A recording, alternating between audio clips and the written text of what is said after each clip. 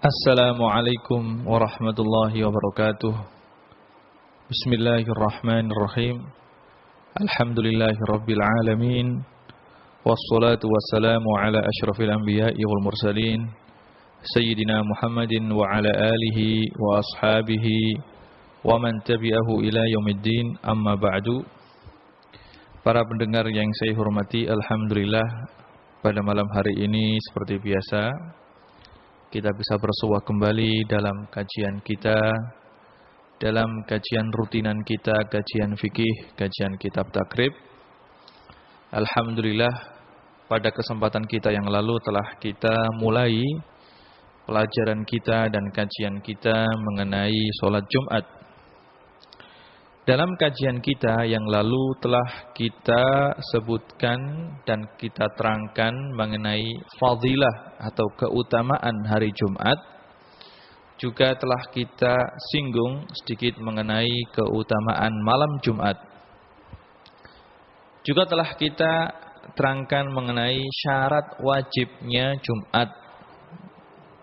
Seperti yang telah kita bahas dalam kajian kita yang lalu, bahwasanya orang yang wajib untuk melakukan sholat Jumat adalah orang yang telah memenuhi syarat-syarat berikut. Yang pertama adalah al-Islam. Orang yang wajib untuk melakukan sholat Jumat adalah orang yang sudah masuk agama Islam. Yang kedua al-bulugh. Orang yang sudah baligh adalah orang yang wajib untuk melakukan sholat Jumat. Yang ketiga adalah al-aqlu. Orang yang berakal. Kalau orang tersebut orang yang gila, maka dia tidak wajib untuk melakukan sholat Jumat. Syarat yang keempat adalah orang yang merdeka. Adapun orang yang masih dalam status hamba sahaya, maka dia tidak wajib untuk melakukan sholat Jumat. Yang kelima adalah al-dzukurah. Orang yang wajib untuk melakukan sholat Jumat adalah orang laki-laki. Adapun orang perempuan tidak wajib. Syarat berikutnya, syarat yang keenam adalah as-sihhah. Orang tersebut sehat dan mampu untuk melakukan sholat Jumat. Kalau orang tersebut sakit, yang mana sakitnya adalah sakit yang parah sehingga dia tidak bisa hadir ke masjid untuk melakukan sholat Jumat, maka dia tidak wajib untuk melakukan sholat Jumat. Syarat yang ketujuh, yang terakhir adalah orang tersebut adalah orang yang bermukim. Adapun kalau orang tersebut dalam perjalanan, maka orang tersebut tidak wajib untuk melakukan sholat Jumat. Hal tersebut sesuai dengan hadis yang diriwayatkan oleh Imam Abu Dawud dan yang lainnya, bahwasanya Rasulullah SAW telah bersabda, al-Jum'atu haqqun wajibun ala kulli muslimin. Sholat Jumat adalah sholat yang hak dan wajib atas setiap orang Islam. Fi jama'atin, harus dilakukan dengan cara berjamaah, illa arba'atan, kecuali 4 orang. Abdun mamluk, yang pertama adalah orang yang masih berstatus hamba sahaya. Yang kedua imra'atun, orang perempuan. Yang ketiga ada as-sabiyu, anak yang masih kecil belum baligh.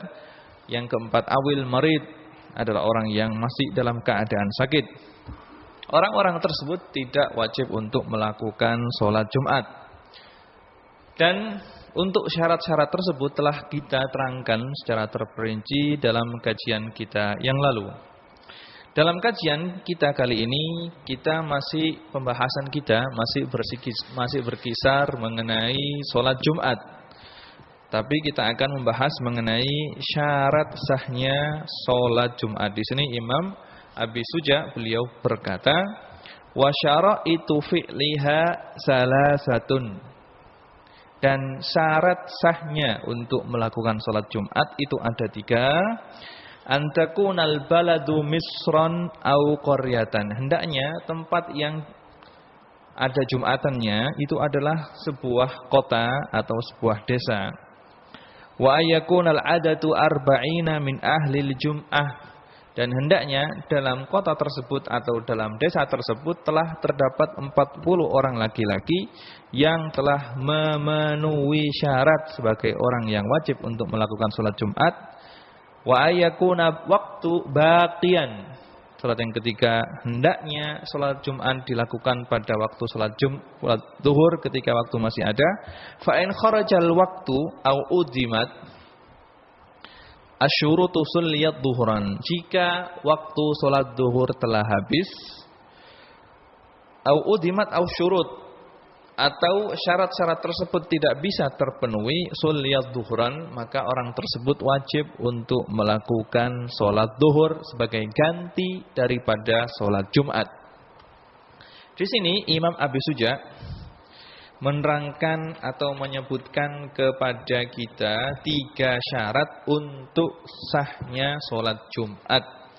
Syarat yang pertama, antakunal baladu misran au qaryatan. Hendaknya sholat Jumat ini diadakan atau dilakukan di sebuah desa atau sebuah kota yang disebut dengan Darul Iqamah. Yang disebut dengan Darul Iqamah. Darul Iqamah ini adalah kumpulan bangunan yang permanen. Darul Iqamah ini adalah kumpulan bangunan yang permanen yang dijadikan sebagai tempat tinggal yang tetap. Baik bangunan tersebut terbuat dari kayu, atau terbuat dari batu, atau terbuat dari tanah merah. Yang penting bangunan itu adalah bangunan yang permanen, yang dijadikan tempat tinggal secara tetap. Jadi sholat Jumat harus dilakukan di tempat sebagaimana yang saya sebutkan tadi. Untuk itu, maka sholat Jumat tidak wajib dilakukan oleh orang yang bermukim atau orang yang tinggal di perkemahan. Jika misalnya para pemuda mengadakan kelompok perkemahan di suatu tempat, maka mereka tidak wajib untuk melakukan sholat Jumat, karena sholat Jumat itu dilakukan di sebuah desa atau di sebuah kota, yang mana kota tersebut atau desa tersebut adalah dijadikan sebagai tempat tinggal yang tetap. Ada bangunan yang permanen di sana, yang mana tempat tersebut atau desa tersebut atau kota tersebut dihuni oleh 40 orang laki-laki yang telah memenuhi kriteria yang telah saya sebutkan tadi. Jadi intinya Jumatan itu wajib dilakukan di sebuah desa atau sebuah kota atau sebuah tempat-tempat pemukiman yang tetap. Adapun kalau orang yang bermukim yang tidak tetap, misalnya dia sekelompok orang bermukim di suatu tempat tapi mukimnya tidak tetap, seperti orang-orang Badui di Arab sini, kalau mereka mempunyai kambing yang sangat banyak sekali, mereka mengembala kambing. Karena di daerah sini ini untuk mencari air itu sangat sulit, akhirnya mereka berpindah-pindah dari suatu tempat ke tempat yang lain demi mencari air. Kalau mereka mendapatkan tempat yang rumputnya banyak dan airnya banyak, maka mereka bertempat tinggal di situ. Selama rumput dan tempat atau selama rumput dan air masih ada di situ, maka mereka tidak beralih dari tempat tersebut. Tapi kalau sudah habis, maka mereka beralih ke tempat yang lain. Kalau dalam bahasa Arabnya Badui rohal, badui yang selalu berpindah-pindah tempat. Lah mereka yang seperti ini tidak wajib untuk melakukan sholat Jumat. Karena sholat Jumat syarat sahnya yang pertama adalah sholat Jumat tersebut dilakukan di sebuah tempat yang dijadikan tempat tinggal secara permanen, secara tetap, ada bangunan yang kuat yang mereka tidak pindah-pindah, baik pindah dalam waktu musim panas atau musim dingin. Ini adalah syarat yang pertama. Karena apa? Kenapa disyaratkan yang seperti ini? Karena tidak pernah dinukil dan tidak pernah diceritakan dari Rasulullah Shallallahu Alaihi Wasallam dan dari para khulafaur rasyidin bahwasanya mereka mewajibkan sholat Jumat bagi orang yang berada di perkemahan.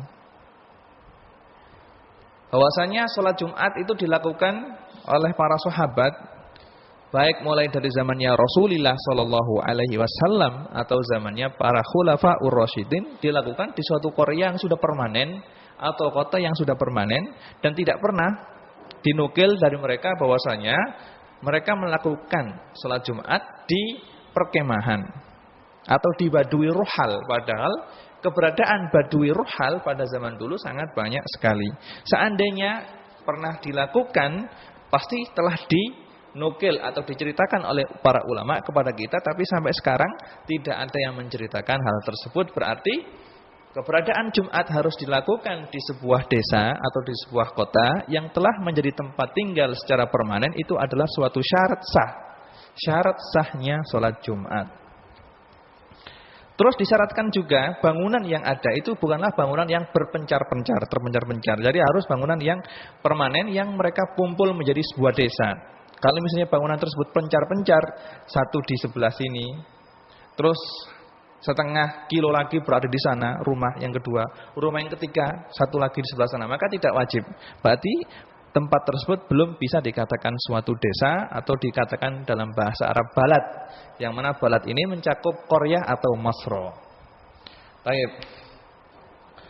Syarat yang ketiga, hendaknya Jumat ini dilakukan oleh laki-laki. Jadi tadi itu di tempat Jumat harus dilakukan di tempat yang setelah permanen desa atau kota. Yang kedua, Jumat tersebut harus sah dilakukan bila dalam tempat tersebut telah ada 40 orang laki-laki yang mana mereka telah memenuhi syarat orang yang wajib melakukan sholat Jumat. Jadi mereka adalah orang laki-laki, orang yang sudah balik dan berakal, orang yang merdeka, orang yang sudah mustautin di tempat tersebut, orang yang sudah bertempat tinggal secara tetap di tempat tersebut. Kalau 40 orang yang mempunyai sifat-sifat ini telah ada, berarti di situ telah wajib untuk diadakan Jumatan. Hal ini adalah berdasarkan hadis, ya. Berdasarkan sebuah hadis yang diriwayatkan oleh Imam Baihaqi dari sahabat Jabir bin Abdullah radhiyallahu anhu, qala madat as-sunnatu anna fi kulli arba'ina fama fawqa dzalika jum'atan.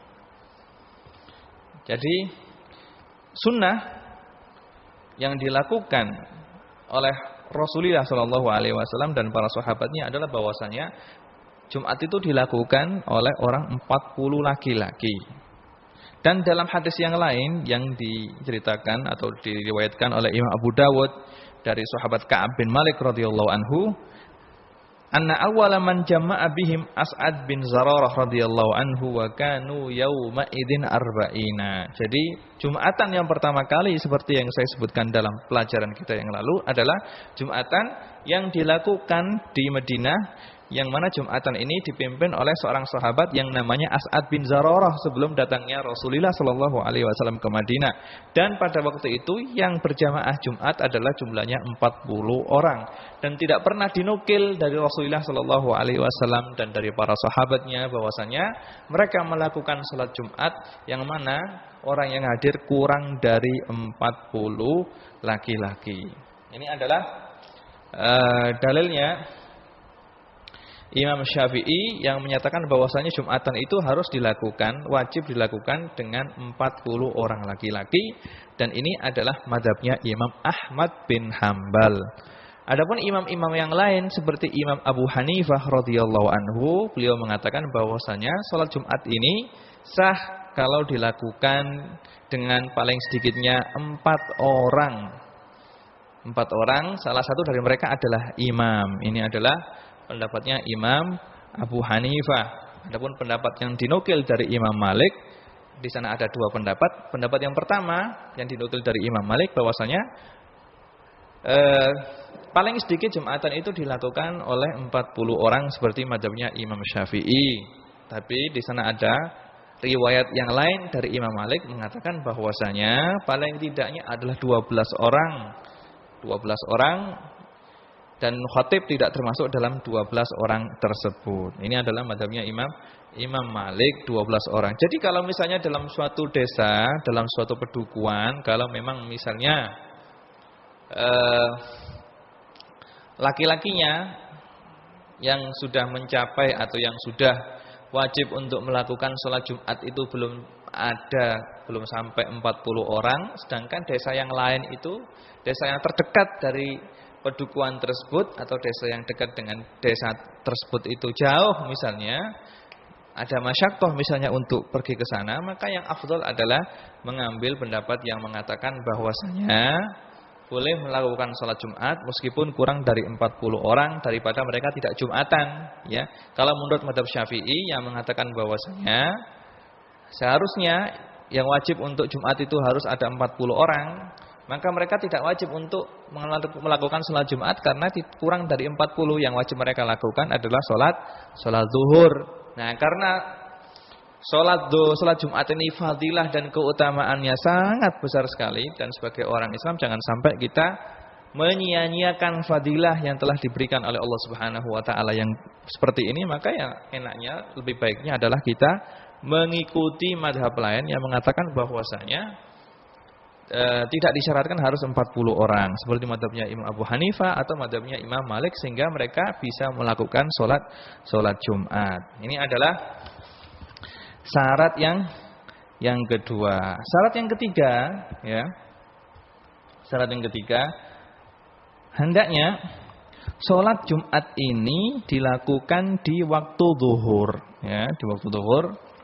Sholat Jumat di waktu zuhur. Seandainya waktu zuhurnya itu mau habis, dan seandainya kalau kita melakukan sholat Jumat tidak cukup waktunya untuk 2 khutbah dan untuk 2 rakaat, maka mereka wajib untuk sholat zuhur.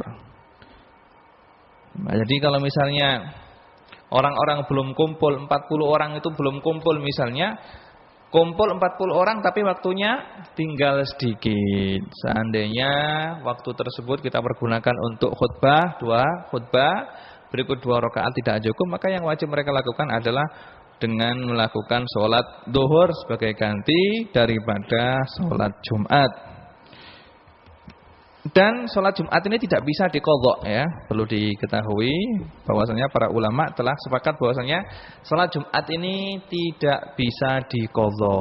Kalau ketinggalan sholat Jumat, maka dia harus melakukan sholat zuhur sebagai ganti daripada sholat Jumat. Hal ini adalah berdasarkan hadis yang disebutkan atau yang diriwayatkan oleh Imam Bukhari dari sahabat Anas radhiyallahu anhu, anna Nabiyya sallallahu alaihi wasallam kana yusallil jum'ata hina tamilu samsu. Artinya bahwasanya Rasulullah sallallahu alaihi wasallam memulai melakukan salat Jumat itu ketika matahari sudah lengser ke barat, ketika sudah zawal. Jadi ketika sudah zawal, matahari itu ketika istiwa itu berada di tengah-tengah langit. Dan ketika matahari sudah condong sedikit ke arah barat, waktu itulah Rasulullah Shallallahu Alaihi Wasallam memulai sholat Jumat. Dan dalam hadis yang lain yang diriwayatkan oleh Imam Bukhari dan Imam Muslim juga dari sahabat Salamah bin Aqwa radhiyallahu anhu, qala kunna nusalli ma'an Nabi sallallahu alaihi wasallam al-jum'ata summa nansarifu wa laysa lil hitani dhillun nastadhillu bihi. Jadi sahabat Salamah bin Aqwa menceritakan bahwasanya Rasulullah Shallallahu alaihi wasallam melakukan sholat Jumat pada waktu zuhur, dan ketika itu beliau selesai melakukan sholat Jumat, bayangan di tembok itu belum banyak sehingga kita tidak bisa berjalan dengan di bawah bayang-bayang tembok. Jadi ketika mereka keluar dari masjid itu tembok itu bayang-bayangnya masih sedikit. Nah, dari hadis ini juga bisa kita ambil suatu kesimpulan bahwasanya sholat Jumat yang dilakukan oleh Rasulullah SAW itu sangat cepat, tidak lama, bukan seperti sekarang. Ini para khotib, ya, para orang khotibnya itu yang khutbah itu kebanyakan pada zaman sekarang itu khutbahnya 1 jam atau setengah jam, itu kurang baik, tidak baik, ya. Khutbah paling cocok adalah 1/4 jam, 1/4 jam itu untuk khutbah. Kemudian sholat yang seharusnya harus diperpanjang adalah sholat, karena dalam suatu riwayat termasuk yang menjadi tanda daripada keilmuan seseorang, kalau orang tersebut jadi khatib, dia adalah orang yang mempercepat khutbah dan memperlama sholat. Ini adalah tanda bahwasanya orang tersebut adalah orang yang faham betul mengenai masalah agama. Kalau orang tersebut khutbahnya cepat dan sholatnya lama.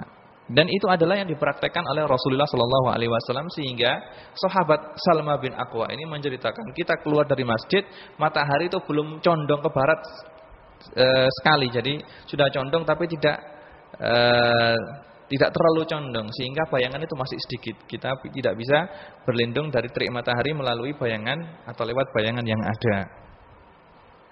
Juga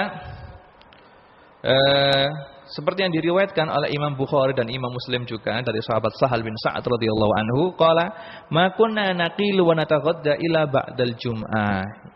Yang artinya kita tidak tidur siang dan tidak makan siang kecuali setelah salat Jumat. Ini menandakan bahwasanya salat Jumat itu dilakukan pada waktu zuhur. Jadi dilakukan pada waktu zuhur setelah masuk waktu zuhur pas.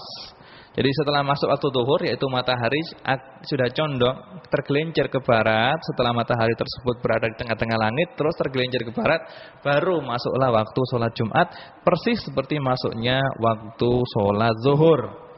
Ini adalah syarat yang ketiga. Terus syarat yang keempat adalah hendaknya Jumat ini dilakukan di suatu kota atau suatu desa satu Jumatan saja.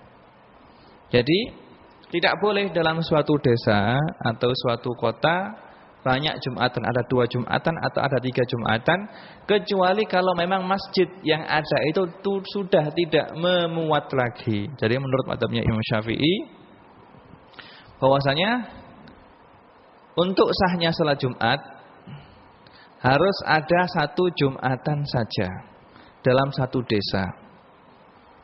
Tidak boleh kita membuat Jumatan yang kedua selagi masjid yang pertama masih bisa menampung jamaah yang ada.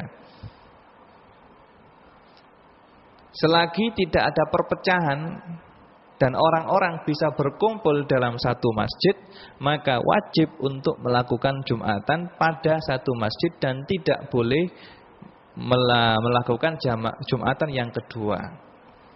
Kecuali kalau masjidnya sudah masih ke masjid yang lama itu kecil, sudah tidak bisa menampung jamaah lagi, sehingga perlu kita untuk melakukan Jumat di tempat yang lain, maka boleh. Atau misalnya di sana ada perpecahan di antara penduduk, yang mana perpecahan ini mengakibatkan para penduduk tidak bisa dikumpulkan pada satu tempat, maka dalam keadaan seperti ini boleh ada 2 Jumatan. Tapi kalau tidak ada sebabnya dan tidak ada udhurnya, maka Jumatan yang ada adalah harus 1 saja. Yang sah adalah Jumatan 1 saja. Siapa? Yaitu Jumatan yang lebih dulu sholatnya, yang lebih dulu mengucapkan Allahu Akbar, dia adalah Jumatan yang sah. Adapun Jumatan yang terlambat, Jumatannya tidak sah dan harus mengulangi sebagai salat zuhur. Jadi yang dianggap sah adalah Jumatan yang mana imamnya lebih dulu mengucapkan takbiratul ihram, Allahu Akbar. Kalau jamaah di masjid A itu lebih dulu mengucapkan takbiratul ihramnya, berarti dia adalah Jumatan yang sah. Jumatan yang lain di tempat tersebut tidak sah, tidak sah. Dalilnya dalil dari hal ini adalah bahwasanya dari zaman Rasulullah sallallahu alaihi wasallam dan zaman para khulafaur rasyidin, juga pada zaman para tabi'in, Jumatan itu dilakukan di satu tempat saja. Jumatan itu dilakukan di satu tempat saja. Bahkan di Madinah itu sendiri Jumatan dilakukan di Masjid Nabawi saja. Dan pada waktu itu orang muslimin sudah banyak sekali, khususnya pada zamannya Sayyidina Utsman bin Affan. Ketika beliau melihat jamaah banyak, maka beliau memperluas Masjid Nabawi ketika itu. Dan tidak diriwayatkan dari sahabat, baik pada zaman Rasulullah atau pada zaman Khulafaur Rasyidin, di sana ada 2 Jumatan di satu kota. Satu kota. Hal ini seperti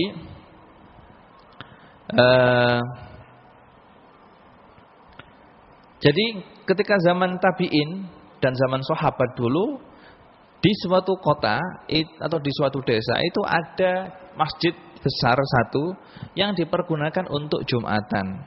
Di sana juga ada masjid-masjid lain yang kecil, cuma masjid tersebut tidak digunakan untuk Jumatan, tapi digunakan untuk sholat 5 waktu, untuk sholat selain Jumat. Imam Bukhari dan Imam Muslim meriwayatkan sebuah hadis dari Sayyidatina Aisyah radhiyallahu anha, qalat kanan nasu yantabuna yaumal jum'ati min manazilihim wal awali.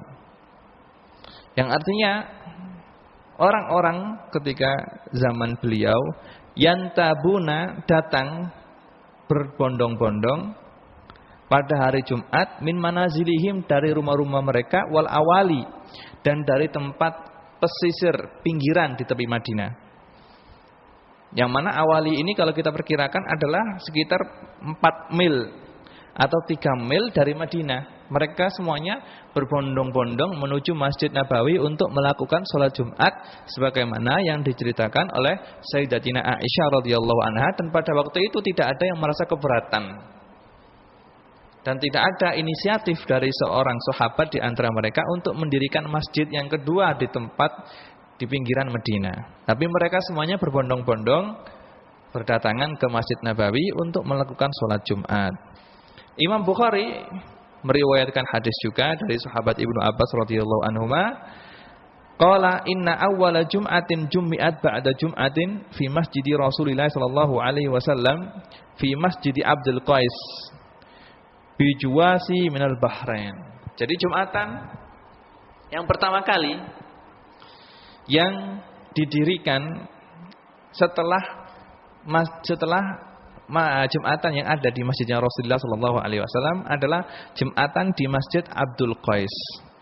Yang mana masjid tersebut adalah berada di tempat yang namanya Juwasi, yang jauh dari Madinah. Jadi Jumatan yang kedua setelah di Masjid Nabawi adalah di tempat lain, yaitu di tempat Masjid Ibnu Abdul Qais. Ini adalah Jumatan yang kedua yang setelah Jumatan di masjidnya Rasulullah sallallahu alaihi wasallam, dan itu adalah Jumatan di tempat yang jauh dari Madinah. Jadi intinya ketika zaman sahabat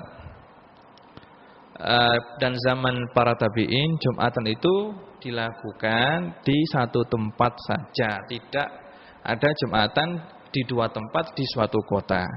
Dan hikmah dari disyariatkannya atau disyaratkannya syarat ini adalah bahwasanya seperti yang saya ungkapkan pada pelajaran kita yang lalu, bahwasanya hikmah atau tujuan diwajibkannya sholat Jumat ini adalah untuk menunjukkan syiar keislaman, dan menunjukkan kekuatan orang Islam. Bahwasanya ini loh orang Islam yang akur, yang kuat, yang saling menyayangi, yang saling bantu-membantu, yang kumpul setiap seminggu sekali. Mereka bertanya kepada setiap orang, bagaimana kabar kamu? Jadi salah satu hikmah daripada diwajibkannya sholat Jumat adalah untuk memperlihatkan atau menunjukkan syiar Islam, untuk menunjukkan kekuatan Islam. Dan hal ini kalau diadakan atau dibikin di satu tempat, maka akan terlihat lebih besar daripada dilakukan di tempat-tempat banyak tapi sedikit kecil-kecil. Jadi hikmah daripada disyaratkannya bahwasanya Jumatan ini harus dilakukan di satu tempat adalah karena hal tersebut. Karena hal tersebut ini adalah 4 hal yang menjadi syarat sahnya sholat Jumat. Terus setelah ini Imam Abi Suja menerangkan kepada kita kefarduan sholat Jumat. Beliau mengatakan wa faraiduha salah satu asya. Kefarduan daripada sholat Jumat ini ada 3 macam. Khutbatani, yang pertama dan yang kedua adalah harus ada 2 khutbah. Yaqumu fihima, khatib harus berdiri dalam menjalankan 2 khutbah tersebut, wa yajlisu bainahuma, dan duduk di antara 2 khutbah, wa antusalliya rak'ataini fi jama'atin, dan salat Jumat tersebut harus dilakukan 2 rakaat secara berjamaah. Baik. Fardu yang pertama dan yang kedua adalah 2 khutbah. Jadi salat Jumat tidak sah kecuali di sana harus ada 2 khutbah. Dan 2 khutbah ini mempunyai beberapa syarat. Mempunyai beberapa syarat yang harus dipenuhi oleh orang yang melakukan khutbah, oleh khatib. Yang pertama, khatib yang berkhutbah harus berkhutbah dengan berdiri. Kalau dia mampu berdiri, maka dia harus khutbah dengan cara berdiri. Dan antara khutbah yang kedua dan khutbah yang pertama harus dipisah dengan duduk. Maka seperti sholat fardu, selagi dia mampu untuk berdiri, maka dia wajib untuk melakukan sholat zuhur, asar, isya, maghrib, subuh dengan cara berdiri. Kalau tidak bisa, maka dia bisa duduk. Kalau tidak bisa duduk, maka bisa dengan dia dilakukan dengan tidur. Begitu juga dengan khutbah. Kalau khatib mampu untuk berdiri, maka dia wajib untuk berdiri di khutbah yang pertama dan di khutbah yang kedua. Dan pemisah antara dua khutbah adalah dengan duduk. Hal ini sebagaimana dalam sebuah hadis, dalilnya adalah sebuah hadis yang diriwayatkan oleh Imam Muslim dari sahabat Jabir bin Sumrata radhiyallahu anhu, anna Nabiy sallallahu alaihi wasallam kana yakhutubu khutbataini yajlisu bainahuma wa kana yakhutubu qa'iman. Rasulullah sallallahu alaihi wasallam ketika pada masa hidupnya beliau berkhutbah dengan berdiri dan memisah antara dua khutbah dengan duduk. Imam Bukhari dan Imam Muslim menceritakan juga, meriwayatkan hadis dari sahabat Ibnu Umar radhiyallahu anhu maqala kana Nabi sallallahu alaihi wasallam yakhutubu qa'iman summa yaq'ud summa yaqumu kama taf'aluna al'an. Sahabat Abdullah bin Umar mengatakan bahwasanya Rasulullah sallallahu alaihi wasallam kalau khutbah itu berdiri. Khutbah yang pertama, kemudian duduk, kemudian berdiri lagi seperti yang kamu lakukan sekarang ini. Jadi apa yang kita lakukan sekarang ini adalah yang telah dilakukan dan telah dipraktekkan oleh Rasulullah sallallahu alaihi wasallam. Yang kedua, khutbah ini adalah dilakukan sebelum sholat.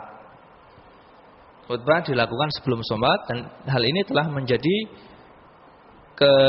ijma', telah menjadi kesepakatan para ulama bahwasanya khutbah Jumat itu dilakukan sebelum sholat. Berbeda dengan khutbah Idul Fitri atau Idul Adha yang mana khutbah itu dilakukan setelah sholat. Tapi khutbah Jumat harus dilakukan sebelum sholat. Dan ini menjadi ijma' atau kesepakatan semua ulama Islam. Syarat yang ketiga untuk sahnya khutbah adalah orang yang khutbah adalah orang yang suci dari hadas besar dan dari hadas kecil dan dari najis, baik di pakaiannya atau di badannya atau di tempatnya. Dan orang yang berkhutbah haruslah orang yang menutup aurat. Karena apa? Karena khutbah ini adalah hukumnya persis seperti hukumnya sholat. Kalau sholat itu disyaratkan harus bersih dari hadas kecil dan hadas besar, begitu juga Jumat, begitu juga khutbah Jumat harus tidak sah kecuali dengan wudu dan mandi. Tidak sah kecuali dengan suci dari hadas, baik hadas kecil atau hadas besar, dan suci dari najis. Begitu juga sholat itu tidak sah kecuali dengan menutup aurat.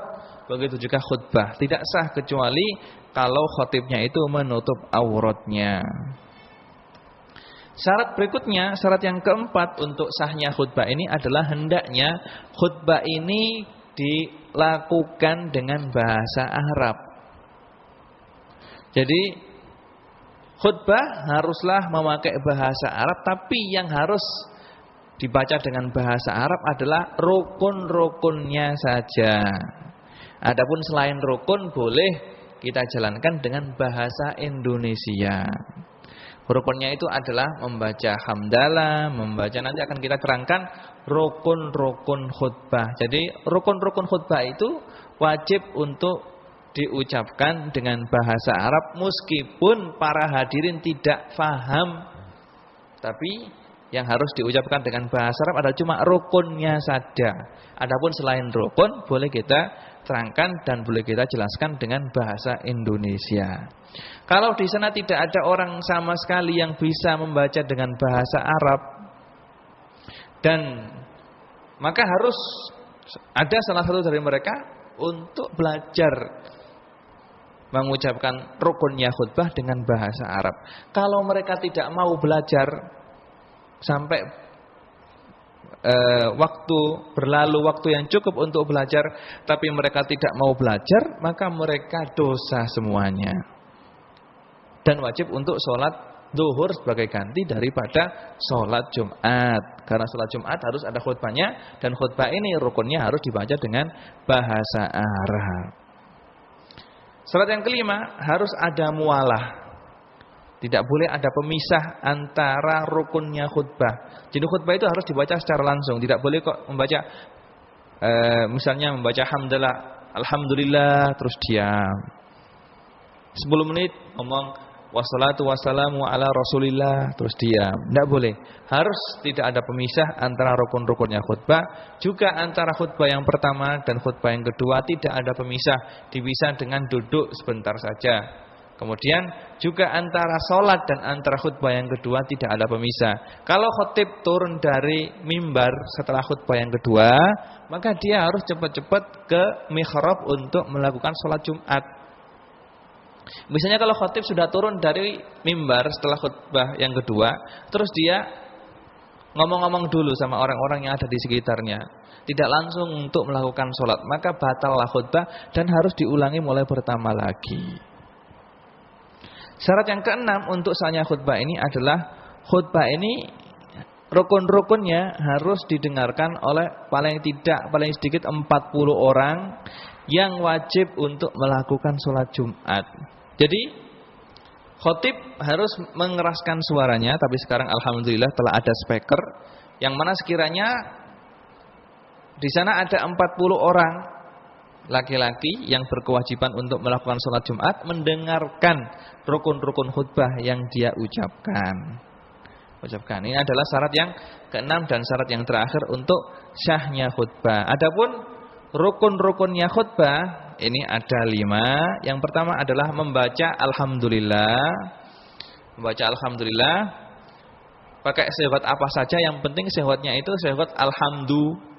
Baik dengan membaca ahmadullah, atau dengan membaca alhamdulillah, atau dengan membaca hamdanillah, atau dengan membaca hamidullah, semuanya boleh. Yang penting lafadznya adalah mustaq dari kata-kata alhamdu. Rukun khutbah yang kedua adalah membaca sholawat kepada Rasulullah SAW dengan sehwat apa saja. Dan dalam membaca sholawat ini harus apa? Harus menyebutkan nama Rasulullah dengan cara sharih atau dengan menyebut sifatnya beliau, tidak boleh dengan memakai dhamir, ya. Maka harus misalnya wa usolli wa usallimu ala Rasulillah, atau wa usolli wa usallimu ala nabi, atau ala sayyidina Muhammadin. Tapi kalau membaca wa usolli wa usallimu alaihi, tidak pakai isim sharih tapi pakai dhamir, maka menurut pendapat yang mu'tamad tidak sah khutbahnya.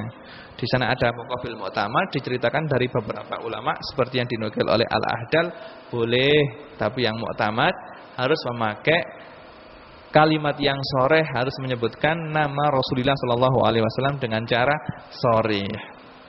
Terus yang ketiga adalah khutbah ini harus ada yang namanya wasiyah bitaqwa, wasiat untuk meningkatkan ketakwaan kepada Allah Subhanahu wa taala dengan membaca usikum wa nafsi bitaqwallah. Usikum wa nafsi bitaqwallah. Maka harus ada yang namanya wasiat bitaqwa. Dan ketiga rukun ini mengucapkan alhamdulillah dan mengucapkan alhamdulillah dan membaca sholawat kepada Rasulullah dan wasiat bitaqwa ini harus ada di khutbah yang pertama dan di khutbah yang kedua. Jadi di khutbah yang pertama dan khutbah yang kedua ini harus ada syarat-syarat atau rukun-rukun yang ketiga ini. Adapun rukun yang keempat adalah membaca ayat dari Al-Quran. Dan disyaratkan ayat ini adalah ayat yang bisa difaham. Ayat bisa difaham. Maksudnya ayat yang bisa difaham ini adalah ayat yang sudah menerangkan mengenai maudhu' muayyan. Tapi kalau ayat yang sedikit saja, misalnya firman Allah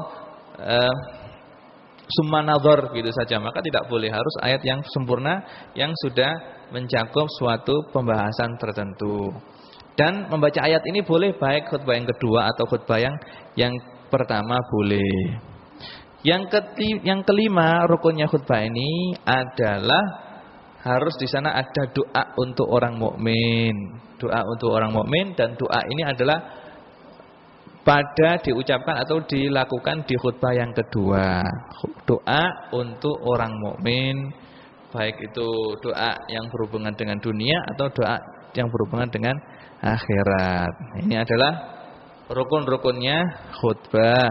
Adapun fardhu yang kedua adalah salat Jumatan ini dilakukan 2 rakaat dan dilakukan dengan cara berjamaah. Karena apa? Wajib salat Jumat itu dilakukan dengan cara berjamaah karena tidak ada yang meriwayatkan satu hadis pun yang menunjukkan atau yang bisa kita jadikan dalil bahwasanya Rasulullah Shallallahu alaihi wasallam melakukan salat Jumat dengan cara tidak berjamaah, dengan salat bersendiri-sendiri, tidak ada.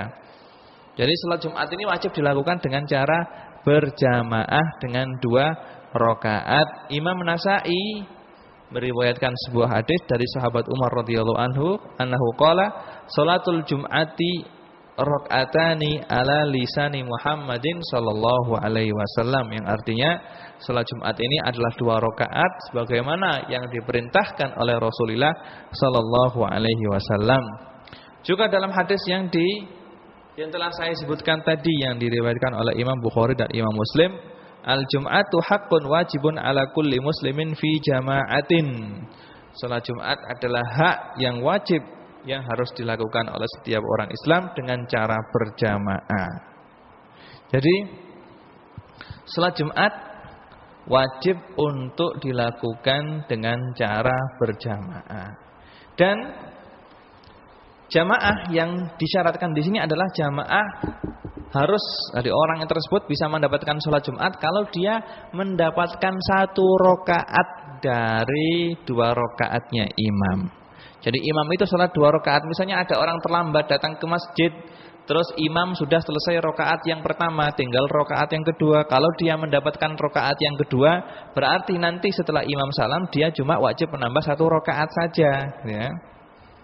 Tapi kalau misalnya dia datang ke masjid sudah terlambat, imam sudah tahiyatul akhir misalnya, sudah tahiyat tasyahud, dia tidak mendapatkan 1 rakaat dari 2 rakaatnya imam, maka dia setelah salamnya imam dia wajib menambah 4 rakaat.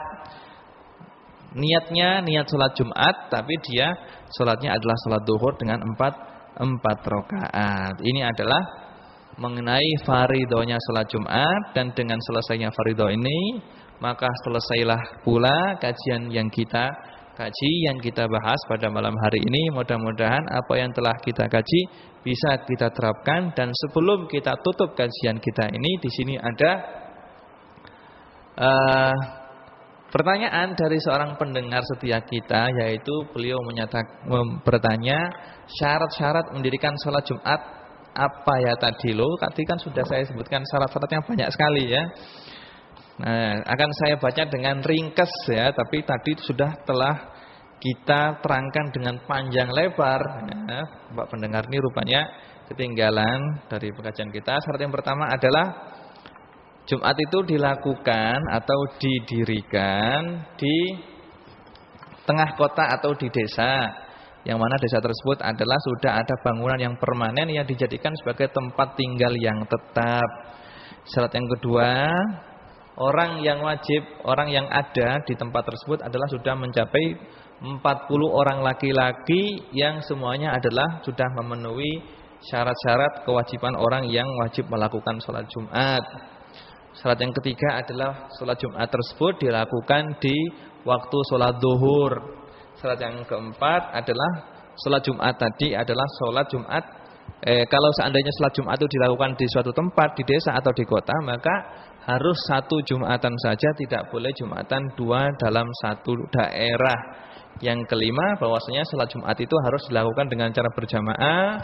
Yang keenam, sholat Jumat tadi harus ada yang namanya 2 khutbah. Ini adalah ringkesan daripada kajian kita pada malam hari ini. Mudah-mudahan apa yang telah kita kaji selalu diberkahi oleh Allah Subhanahu wa taala dan bisa kita praktekkan. Mudah-mudahan Allah Subhanahu wa taala memberikan ilmu kepada kita, ilmu yang bermanfaat, dan selalu menambahkan ilmu kita dan memberikan taufik dan hidayahnya sehingga kita bisa mengamalkan segala ilmu yang telah kita pelajari. Nas'alullah subhanahu wa ta'ala ayarzuqana ilman nafi'a wa yarzuqana al-amala bihi wa yaj'ala ilmana hujjatan lana la hujjatan alaina. Wa sallallahu ala sayyidina Muhammadin wa ala alihi wa sahbihi wa sallam. Subhana rabbika rabbil izzati amma yasifun wa salamun alal mursalin walhamdulillahi rabbil alamin. Wassalamualaikum warahmatullahi wabarakatuh.